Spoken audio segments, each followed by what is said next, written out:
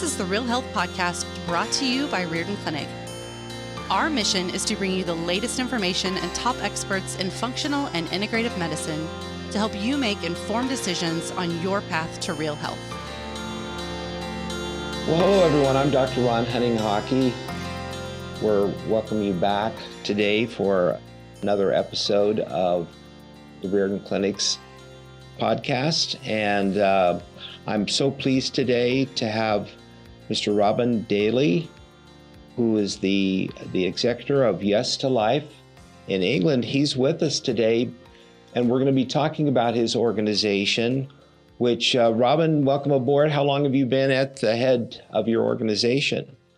20 years this year, in fact. Yeah, it's we're just beginning to get going, and yeah, it's we're celebrating our 20th year in style. We've been doing an awful lot and making a lot of noise and celebrating, which has been great, and it's actually done an awful lot to raise the profile of our work. So I'm very pleased about that. But yeah, it's taken 20 years to feel like we're having some impact at last.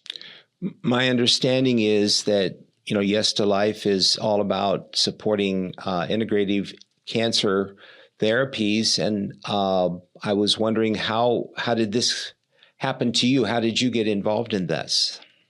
Right. Well, it's a charity. It's a not-for-profit, to put it in American language, and the way most of these charities start is through personal experience, and that was true for me as well.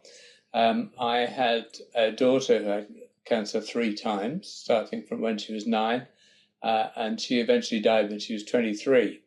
And 3 rounds of cancer during that time. And so we spent an awful lot of time inside a lot of UK hospitals, and we got to know the good, the bad, and the ugly on the way. And there were some gaps which were just so massive that there was nothing to do but to roll up our sleeves and get on and do something about it.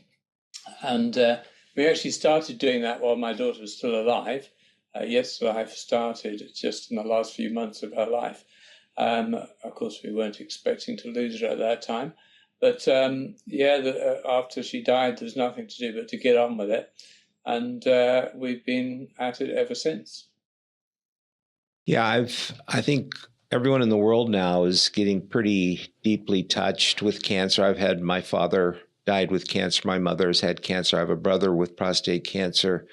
My wife has had breast cancer. So we're all being affected. And as this tsunami of cancer seems to be growing, certainly it's overwhelming many of the medical resources, and I think it's showing us where the gaps in our care exist. And I'm wondering, how does Yes to Life kind of help fill in some of those gaps? Well, we're a patient-facing organisation. That's the first thing to say. Everything we do is for patients, and we are seeking to empower patients to help themselves. So anything that they can do to help themselves, and we will be there supporting them. So this is with information, but very importantly with education, helping them to learn about integrative medicine, the power of it, the way it works, which areas to look out for, who's doing what, why it works. All of this stuff we're intensely focused on. And we do that through every medium we can, basically. We're trying to get information, good information out to people, reliable information. When I set up, one of the biggest problems, of course, I was out there researching to get help for my own daughter. The first 2 times she had cancer was long before the internet really existed. We didn't even have a mobile phone. And so researching was a relatively minor matter in a way. We didn't find that much, even though there was actually more out there than I knew about and more than I ever found. But come the last time she got cancer, this was in the beginning of the 2000s, the internet was there with a vengeance. And, we did the thing like everybody else. You just get on the internet there and you do a search and you come up with so many million results. And the problems were not, shortage of information. It was overwhelmed with information. and no kind of grading system to understand what was good information, what was poor information, what was really important information, what was relatively unimportant. All this kind of thing there was just so many unanswered questions about, I've seen this treatment on 10 different websites now. It looks like it's something that could have some effect. Is it relevant to our situation? Can we get it, or do we have to go to South America? There's so many questions to be answered. And, I was researching 21 and a half hours a day, basically for weeks, trying to find out, really what to do and what could genuinely help her. And so a sort of primary mission for Yes to Life was to get good, reliable information to people quickly, so they didn't have to go through this. And in order to do that, it needed to come from an organization which had got no other agenda other than helping people with cancer, no financial agenda, nothing. And so hence the charity was the obvious vehicle for this. And that's why we set it up. That was our primary aim when we set it up, and it still is, really. So we refer to our patients as co-learners, and I would assume that's where you're at too, in working with these people that are oftentimes desperately looking for new information regarding their own or their loved ones' cancers. So how do you work in that capacity? Do you actually do research, or do you have consultations? How do you have that one-on-one contact that helps people figure out what they need to know? Right. Okay. Well, we for the one-on-one stuff, we have a variety of things going on. As a kind of core offering, which we've always had almost since the beginning, is our helpline. So we have a helpline which people can call up. They can email it to it. When we set up, I was the helpline. And, there was the phone on the sideboard, and it sat there for a long time before it rang for the first time. We were like, "Blimey, look, it's the helpline." It was quite a thing, but anyway, it's now a fully fledged service.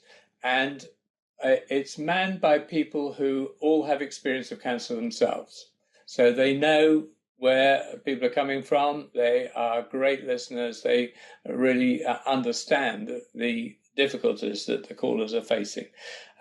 So those people are not there to give them advice. We don't give advice to people, but we do signpost them to the kind of resources they're likely to need. And we help people financially in any way we can as well. So that takes a number of different forms of, maybe offering them free access to something, or giving them a great discount on supplements, or whatever it is. We're always looking for ways to reduce the costs, because, as you know, they're very high for people who don't necessarily have any resource for something like this, and they may have lost their meager job when they got cancer.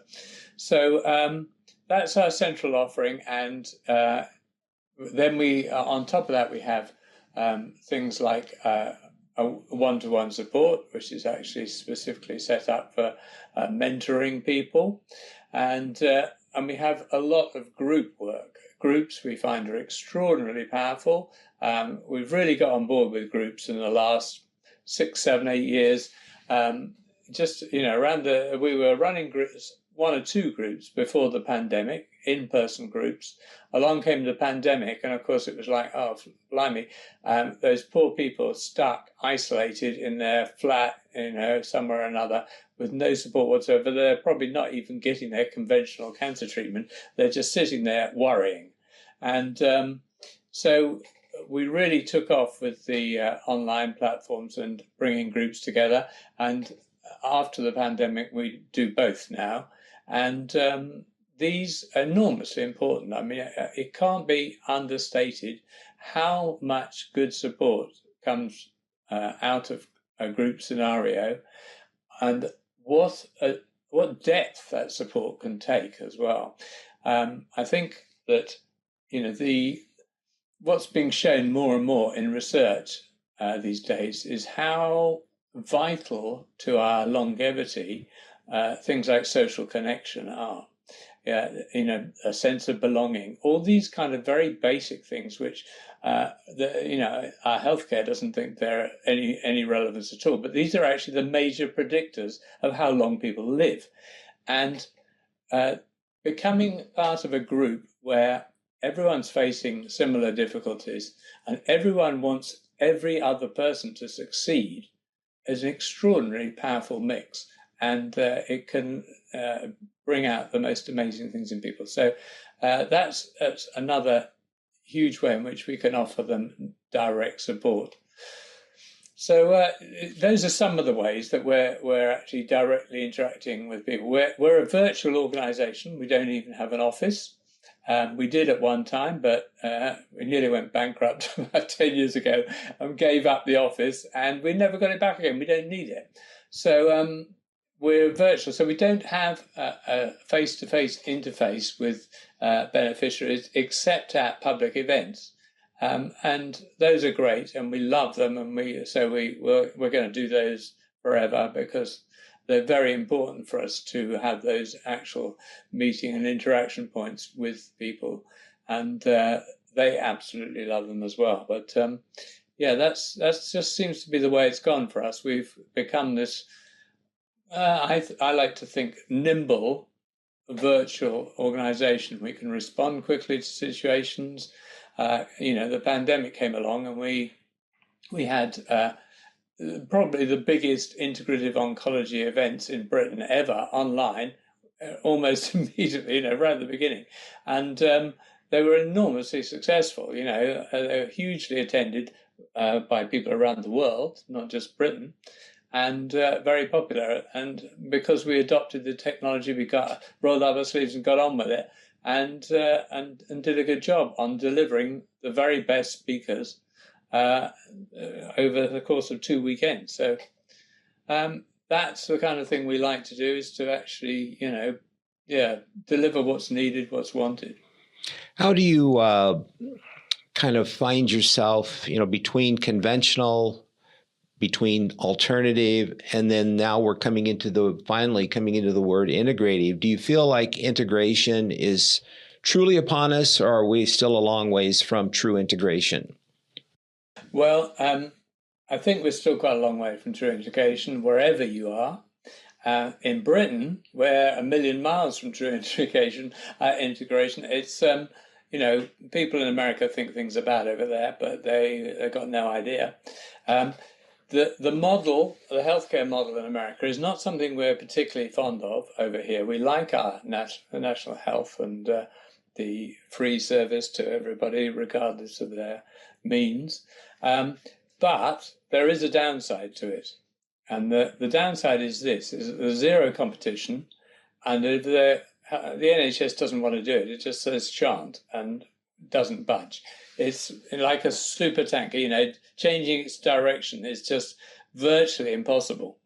And whereas the business model, it thrives on competition. And, if somebody has an oncology unit that has some integrative stuff there and the patients are liking it and it's cheap and it helps, well, everybody else around is going to start doing it. And that is one of the positives of your model in America.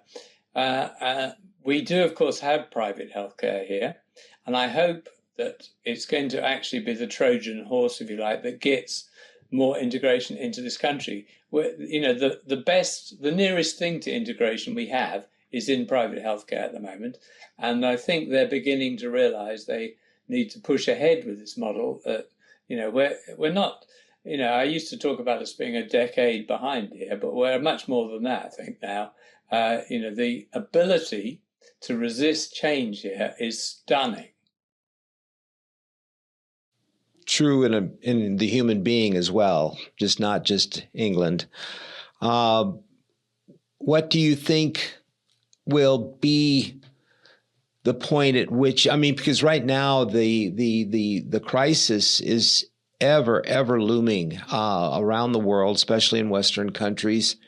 And it seems least obvious to me that so much of what cancer is about is poor lifestyle choices, poor environmental toxins, stress, all the things that we now know are part of terrain. You know, one of the fundamental aspects of the integrative model is that there are terrains within our body and within our lives that if we can clean those up, we have a chance of increasing our immune response and getting over the cancer. But it's a big jump for a lot of people when they first get the cancer. They're coming at it from no real background in this idea that lifestyle could have a true bearing on their health and well-being. How do you kind of approach people when they're calling in? Are there some fundamentals that you'd like to share with them? Well, first thing is to, on the optimistic side, whereas healthcare is doing everything it can to resist the idea that lifestyle has got anything whatsoever to do with cancer, the public are much further ahead. So a lot of the public, when their oncologist tells them, "Oh, it doesn't matter what you eat, just keep your weight on, eat buns, whatever," they sort of scratch their heads and think, well, that doesn't seem right to me. They do actually realize that this is bad advice. So they start to look outside the box. The oncologist says, don't look on the internet, and they go home and they look on the internet. And they find it confirmed that, yes, lifestyle is very important. And I think, the public is further ahead. Not everybody. I mean, there's a huge swathe of the public just do what they're told. But a significant proportion now knows that that's not right. Because, quite a proportion of healthcare professionals and media gurus, if you like, are out there talking about lifestyle and how much it's impacting on the epidemic of chronic disease that we have, not just cancer, of course. As everyone recognizes now, the things that you just described that are driving the cancer pandemic actually are driving all the other chronic diseases as well. Cancer's just the way it manifests in some people. So, I think people are realizing, and I'm very heartened actually to come across a proportion of young people, and this is a first in my experience, young people who are worried about the fact they could get cancer. Because in the past, nobody wanted to know anything whatsoever about cancer. They didn't even like to hear the word, and they just had their fingers crossed, hope it doesn't happen to me. And they didn't know what chemotherapy was, they just didn't know anything about it. And so when they landed on planet cancer, it was just literally a completely foreign world to them. It's like, how on earth did I get here? Because, they weren't paying attention. And but now there are young people who are actually aware of the fact that if they don't watch out, they're going to be in the 50% who are going to get cancer. And that's really heartening because they're right. If they don't watch out, they will be. Because if you live without attention nowadays, the surroundings that we are living in are so poor. We're being fed so much poor food. There are so many environmental toxins. There are so many lifestyle factors which are out of step with our very nature. We are heading towards a cliff, basically, with a blindfold on. So that's really good to hear, and I hope we get more and more of that, which is, young people waking up to the fact that the way that society lives, the way that we've been induced to live by consumerism is actually extremely bad for our health. So that's one piece of good news. Well, Robin, I first met you by listening to you interview Mr. Mark Lintern, who has done an amazing thing with his book, The Cancer Resolution. He's reopened a topic that actually here at the Riordan Clinic we discussed 20 years ago, and I actually did a lecture called The Fungal Link to Cancer, and unfortunately we didn't stay with it. What do you think Mark's book and this new revelation of how fungal elements could be a major driver in cancer, how does that change the playing field in terms of helping patients figure out what they want to do in terms of dealing with their own cancer?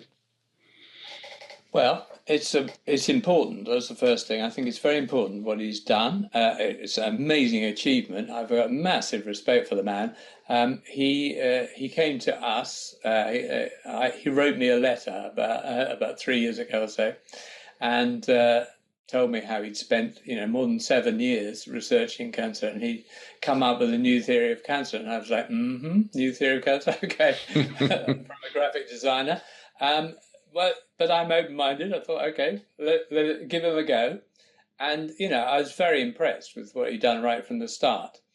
And I think that the things that are very significant about what he's achieved is this. We already, in our world, the metabolic theory is the one that's we know is the best theory we got. It's a million miles better than the somatic mutation theory that most of mainstream medicine uses, which is not just unproven. At this point, it's disproven in my mind. There are reasons why it could never actually be true. So the metabolic theory is there, and it's given an awful lot of hope and access to helpful approaches, the metabolic theory. From that base of thinking, there are lots of strategies which do help people. In a myriad of different ways at different stages of cancer. So that's a great base, but it's not perfect. We all know that. It's not like, okay, we know the metabolic theory, therefore we can fix people. It doesn't work like that. And there are some parts that still remain unexplained in that theory. So, and very importantly, the unexplained part is right at the very beginning. What happens? Why cancer even occurs in the first place. So this is where Mark's work majors, if you like. He has, the actual suggestion of microorganisms, fungal involvement and all that is kind of like the icing on the cake. The heart of what he's done is to come up with a new mechanism of how cancer evolves, how does it develop. And that is a major achievement when you think that one man on his own has pulled this off. And having worked with Mark in depth with him on his work, I helped him with his book and everything. I'm no scientist. I just want to point that out. I'm really not a scientist. But nonetheless, he's able to put everything across in a manner that I can understand. So therefore, it makes sense to me.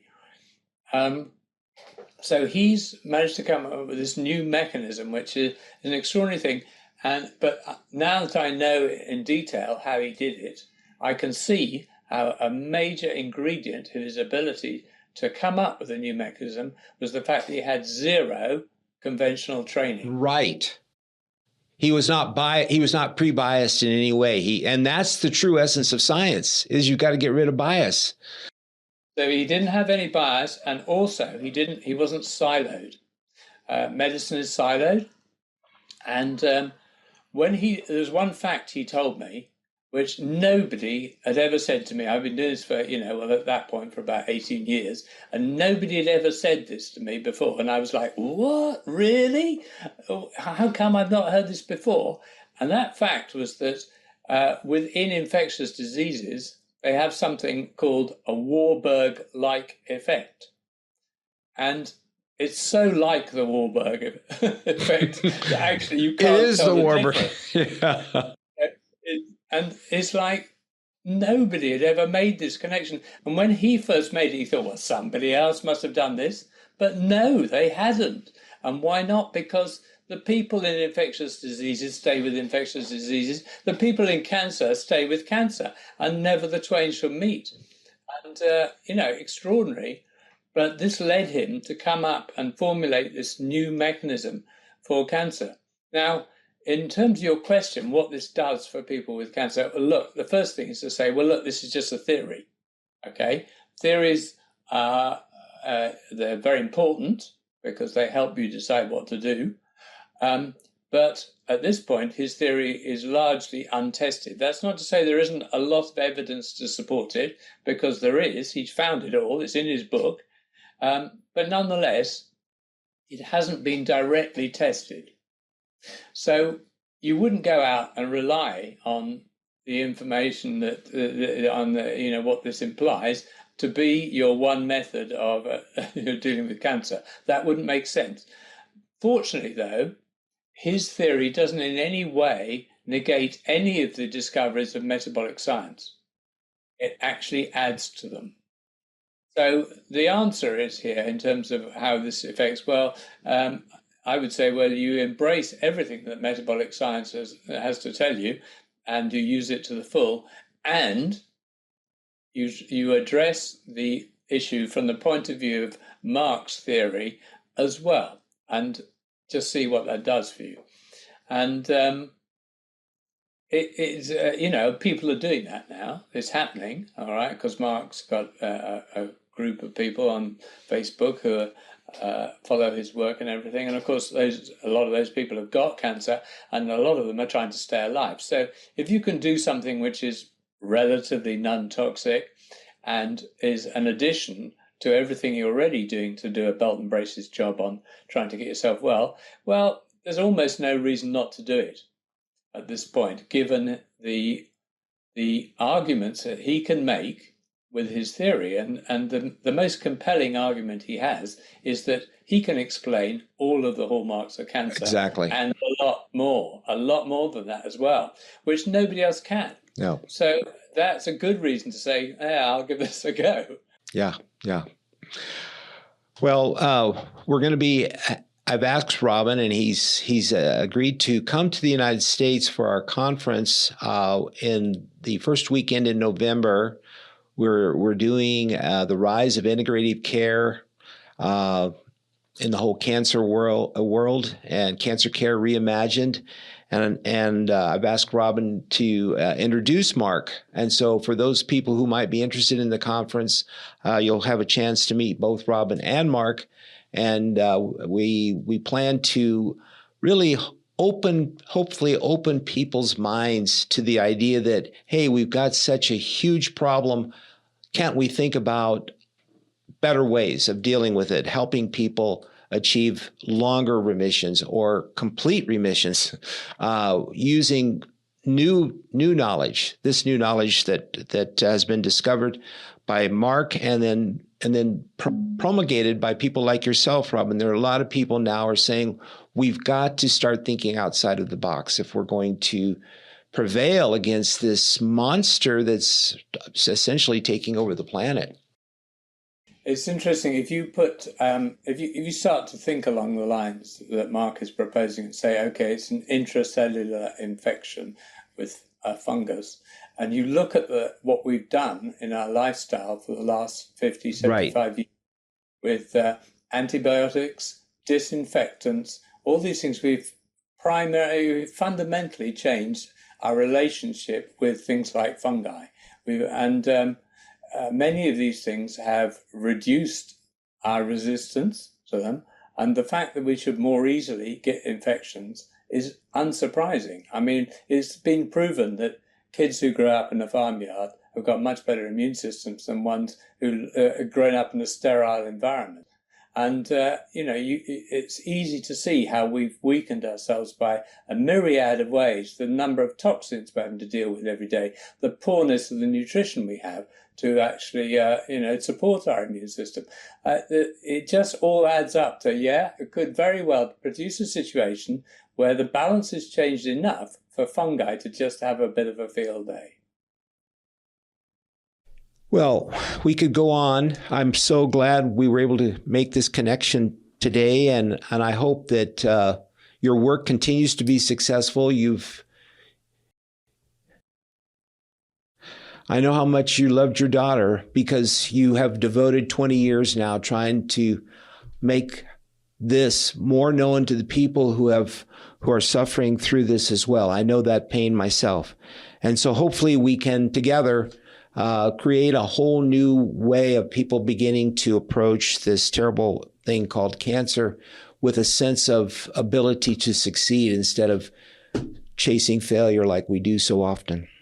Yeah, absolutely agree. Yeah, well, it's been great to actually engage in this way. There's nothing worse than being a victim of a situation. Right. to actually turn that around and be proactive in changing it has been a great way of making sense of the loss that we had. And at this point, it's brought so many good things in its wake. It's all rather a confusing picture, but Robin, we'll be looking forward to seeing you soon in November. Will do. Very much. Thank you for being on this program and for the work you do. Thank you for listening to the Real Health Podcast. If you enjoyed this episode, be sure to subscribe and leave us a review. You can also find all of the episodes and show notes over at realhealthpodcast.org. Also, be sure to visit riordanclinic.org, where you will find hundreds of videos and articles to help you create your own version of real health.